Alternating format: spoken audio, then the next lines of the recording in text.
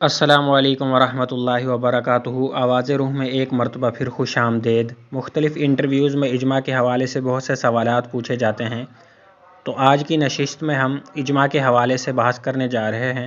ہماری بحث کے دو حصے ہیں، جن میں سے تقریباً 7 سوالات آج کی ویڈیو میں بیان کیے جائیں گے، اس کے بعد کا حصہ اگلی ویڈیو میں انشاءاللہ بیان کیا جائے گا۔ تو ہماری آج کی گفتگو کے جو مختلف پہلو ہیں، ان میں سب سے پہلے تو یہ بیان کیا جائے گا کہ اجماع کی لغوی تعریف کیا ہے۔ نمبر 2، اجماع کی اصطلاحی تعریف کیا ہے۔ یہ لغوی اور اصطلاحی تعریفات عربی عبارت کے ساتھ مع ترجمہ بیان کی جائیں گی، آپ چاہیں تو اس کو لکھ بھی سکتے ہیں۔ نمبر 3، اجماع کی اہلیت کی شرائط کیا ہے، یعنی کون لوگ اجماع کر سکتے ہیں۔ نمبر 4، اجماع کی حجیت قرآن اور حدیث سے اس کا ثبوت پیش کیا جائے گا کہ اجماع واقعی شرعی ماخذ ہے یا نہیں ہے۔ نمبر 5، اجماع کا حکم کیا ہے۔ نمبر 6، اجماع کی ضرورت اور اہمیت۔ نمبر 7، موجودہ دور میں کوئی ایسا حکم بیان کریں جو اجماع کے ذریعے جائز یا حرام قرار دیا گیا ہو۔ یہ سوال بہت اہم ہے، تو اگر آپ نے ہمارا چینل سبسکرائب نہیں کیا تو چینل کو سبسکرائب کر لیں اور ہماری ویڈیوز کو لائک اور شیئر کرنا نہ بھولیے گا۔ تو آتے ہیں اجماع کی لغوی تعریف کی طرف۔ اجماع کی 3 لغوی تعریفات ہم آپ حضرات سے شیئر کرنے جا رہے ہیں۔ سب سے پہلی تعریف، ان تجمع الشیء المتفرق جمیعا، بکھری ہوئی شے کو جمع کرنا۔ اور دوسری تعریف لفظ اجماع کی یہ ہے، الاعداد والعزیمۃ علی الامر، کسی کام کی تیاری کرنا اور پختہ ارادہ کرنا۔ تیسری تعریف، احکام النیت والعزیمہ، نیت اور ارادے کی پختگی۔ اجماع کی اصطلاحی تعریف کی طرف آتے ہیں۔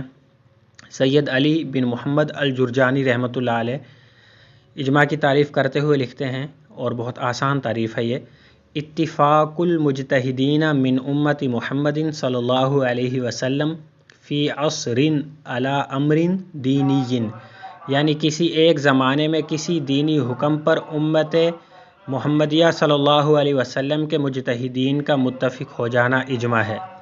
دوسری تعریف ملا جیون رحمۃ اللہ علیہ نور الانوار میں کرتے ہیں، وہ یہ ہے کہ اتفاق مجتہدین صالحین من امت محمد صلی اللہ علیہ وسلم فی عصر واحد علی امر قولی او فعلی، یعنی امت محمدیہ صلی اللہ علیہ وسلم کے نیک اور صالح مجتہدین کا کسی ایک زمانے میں کسی بات پر اجماع قولی یا فعلی، یعنی کسی قولی یا فعلی حکم پر اتفاق کر لینا اجماع کہلاتا ہے۔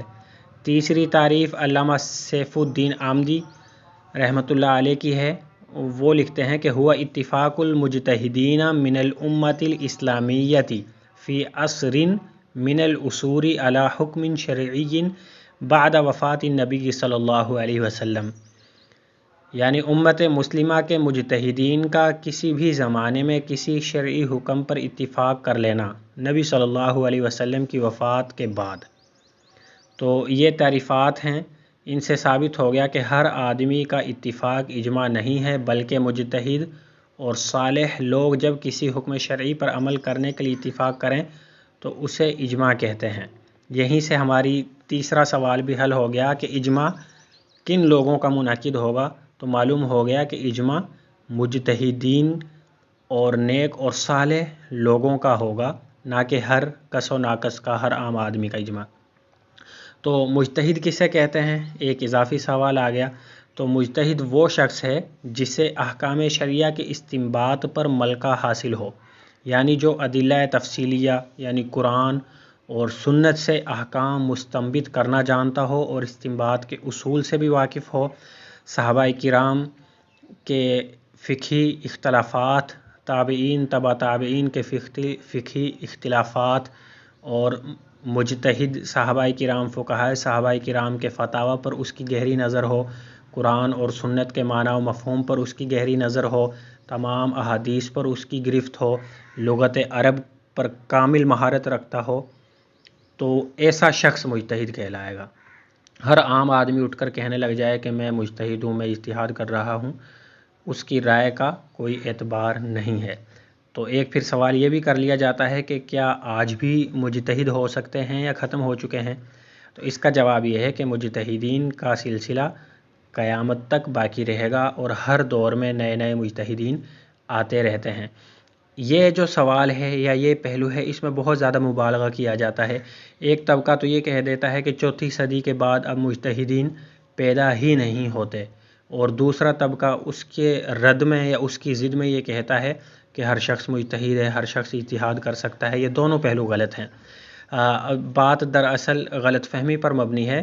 جن لوگوں نے یا جن فقہائے کرام نے فرمایا کہ چوتھی صدی کے بعد اب اجتہاد کا دروازہ بند ہو چکا ہے، ان کا مطلب یہ ہے کہ مجتہد مطلق اب کوئی نہیں آ سکتا، یعنی ایسا مجتہد جس کے اپنے اصول ہوں اور ان اصولوں کی روشنی میں وہ ڈائریکٹ قرآن اور حدیث میں اجتہاد کرے، ایسا مجتہد اب پیدا نہیں ہو سکتا۔ یہ انہی لوگوں کا خاصہ تھا جیسے ائمہ اربعہ ہیں، امام بخاری رحمۃ اللہ علیہ ہیں، اس درجے کے لوگ جو تھے ان کے اپنے اصول تھے تو وہ مجتہد مطلق تھے۔ اس طرح کے مجتہدین تو اب نہیں آ سکتے۔ تو بہرحال مجتہدین کے حوالے سے ہم ایک الگ ویڈیو انشاءاللہ بنائیں گے، اس میں اس پر مزید تفصیل ذکر کی جائے گی۔ ہماری گفتگو کا اگلا حصہ یہ ہے کہ اجماع کی حجیت یا اجماع کا ثبوت قرآن اور حدیث سے دیں۔ تو سب سے پہلے سورہ نساء کی آیت نمبر 115 میں اللہ تعالیٰ فرماتے ہیں وَمَن يُشَاقِقِ الرَّسُولَ مِن بَعْدِ مَا تَبَيَّنَ لَهُ الْهُدَىٰ وَيَتَّبِعْ غَيْرَ سَبِيلِ الْمُؤْمِنِينَ نُوَلِّهِ مَا تَوَلَّىٰ وَنُصْلِهِ جَهَنَّمَ، یعنی جو آدمی ہدایت واضح ہو جانے کے بعد بھی نبی صلی اللہ علیہ وسلم کی مخالفت کرے عمل میں اور مومنوں کی راہ سے پھر جائے تو ہم اسے ادھر ہی متوجہ کریں گے جدھر وہ خود متوجہ ہے۔ اسی طرح دوسری آیت آل عمران 103 وَاعْتَصِمُوا بِحَبْلِ اللَّهِ جَمِيعًا وَلَا تَفَرَّقُوا، یعنی اللہ کی رسی کو سب مل کر مضبوطی سے تھام لو اور الگ الگ نہ ہو جاؤ۔ یہ دونوں آیات بتا رہی ہیں کہ اللہ تعالیٰ نے ایمان والوں کے راستے کی مخالفت و ترک پر وعید فرمائی ہے، اور وعید کسی حرام کام پر ہی وارد ہوتی ہے۔ اس وعید میں ایمان والوں کی راہ کے ترک کرنے اور رسول صلی اللہ علیہ وسلم کی مخالفت کو جمع کر کے بیان کیا گیا ہے، اور یہ دونوں حرام ہیں۔ تو گویا اتباع سبیل المؤمنین واجب ہے اور یہ اجماعی حکم ہے۔ اسی طرح دوسری آیت میں بھی اللہ تعالیٰ فرما رہے ہیں کہ آپس میں اختلاف سے بچو، اور لوگوں کو جمع کرنے کا حکم ہے، انتشار و افتراق سے منع کیا گیا ہے۔ اور حدیث پاک میں بخاری شریف کی روایت ہے کتاب الایمان کی، آپ صلی اللہ علیہ وسلم نے فرمایا لا یجتمع امتی علی الضلالہ، یعنی میری امت کبھی گمراہی پر جمع نہیں ہوگی۔ مفہوم یہ ہے کہ امت کی اکثریت کبھی کسی گمراہی پر جمع نہیں ہو سکتی۔ دوسری روایت ترمذی شریف کی ہے ید اللہ علی الجماعۃ، کہ اللہ کا ہاتھ جماعت پر ہے، یعنی جماعت پر اللہ کی برکت ہے اور اللہ کی مدد جماعت کو حاصل ہے۔ من شذ شذ فی النار، جو اس کی مخالفت کرے گا یعنی جو جماعت کی مخالفت کرے گا آگ میں ڈالا جائے گا۔ ان احادیث کا مفہوم یہ ہے کہ مجموعی طور پر امت کے افراد خطا سے معصوم ہیں، ان کا کسی شرعی حکم پر جمع ہونا اللہ کی تائید کا باعث ہے۔ گویا اجماع صحابہ و تابعین اور اجماع علماء امت حجت شرعیہ ہے۔ اس کے بعد اگلا سوال یہ ہے کہ اجماع کا حکم کیا ہے؟ تو جمہور علماء کی رائے کے مطابق اجماع صریح حجت قطعیہ ہے، یعنی واضح طور پر حجت قطعیہ ہے اور اس پر عمل کیا جائے گا۔ پھر ایک سوال آخری سے پہلا وہ یہ ہے کہ اجماع کی ضرورت اور اہمیت کیا ہے اور اس کے امکانات کیا ہیں؟ تو اجماع شریعت اسلامیہ کا ایک اہم مصدر ہے۔ پے در پہ ہونے والے حادثات و واقعات میں اس اجماع سے فائدہ اٹھایا جا سکتا ہے۔ البتہ یہ بات ممکن نہیں ہے کہ تمام فقہا کو جمع کر کے ان کے سامنے کوئی مسئلہ رکھا جائے اور پھر ان کی آراء کو معلوم کیا جائے، بلکہ اس کی ممکنہ جدید صورت یہ ہو سکتی ہے کہ عالم اسلام کے تمام فقہا پر مشتمل ایک اکیڈمی، کونسل، تحقیقی ادارہ، مجلس یا انسٹیٹیوٹ قائم کیا جائے جس کا ایک ہیڈ کوارٹر ہو یا کوئی مرکز ہو جہاں کتب، کتابت اور مال و دولت سب میسر ہو، اور وقتاً فوقتاً سب فقہا وہاں جمع ہوں اور کسی ایک مسئلہ پر اپنا حل، آراء و تجاویز پیش کریں۔ اور اس طرح کی بہت سی اکیڈمیاں اور ادارے قائم ہو چکے ہیں اور امت مسلمہ میں جتنے نئے مسائل اٹھتے ہیں وہ ان پر بحث کرتے ہیں اور وہاں سے متفقہ طور پر فقہائے کرام کے مقالہ جات پیش کیے جاتے ہیں اور ان پر آخر میں ایک رائے قائم کی جاتی ہے۔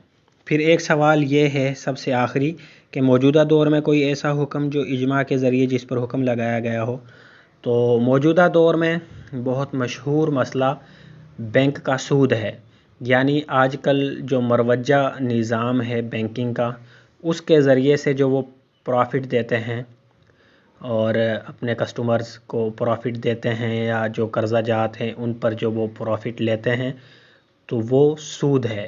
اور اجماع کے ذریعے موجودہ دور کے تمام فقہائے کرام اور مجتہدین نے اس کو سود قرار دیا ہے، تو بینک کا سود اجماع کے ذریعے حرام قرار دیا گیا ہے۔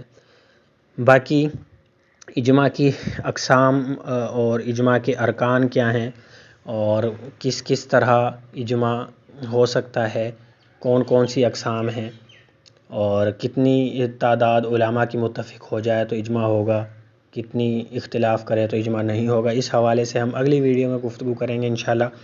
والسلام علیکم ورحمۃ اللہ وبرکاتہ۔